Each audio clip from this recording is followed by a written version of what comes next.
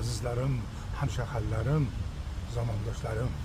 Mana bugun 9-fevral Mir Alisher Navoiy bobomizning tavallud kunlari. Albatta biz ijod ahli Navoiy boboni eslab nomlariga ashor bitganmiz. Ana shuni ijozatlarni o'qib beraman, eshitinglar.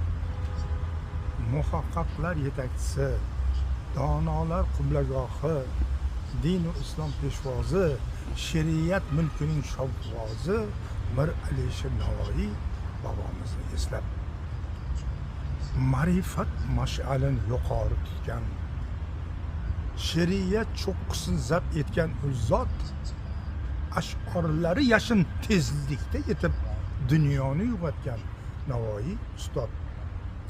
Bobomiz Navoiy fasohat bilan kuchli sabot topib qalam tutdilar. El baxtli yashasin farog'at bilan devon 5 dastonli hamsa bitdilar. Muhaqqaq elchisi, ham yetakchisi, umrning kunduzu kechalarida yurdilar xalq bilan haq yo'lbochisi Hirot Astrobod ko'chalarida. Qur'on hadis ilmin qalbga yetib jo, vafo sadoqatdan yozdilar ko'p so'z, shoista ibratli so'zlar jobajo. Kitob qoldirdilar avlodga meros, yozgan g'azallari quyoshdek porlab, fors arab tillarida nur taratdilar.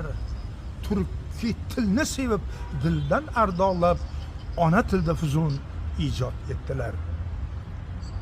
Orzulari edi olamni butun ezgu ro'shnolikda ko'rmoqlik, faqat insonni baxtiyor etmoqlik uchun riyozat chekdilar izlab haqiqat. Yana saltanat tashvishi bilan erta kech xo'p xizmat qildilar.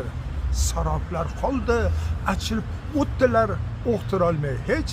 Baribir har bir ishlarida savoblar qoldi. Adolat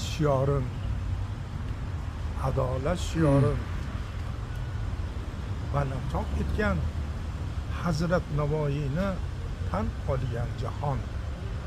Albatta, Alloh rahmat qilsin. Endi Alisher Navoiyning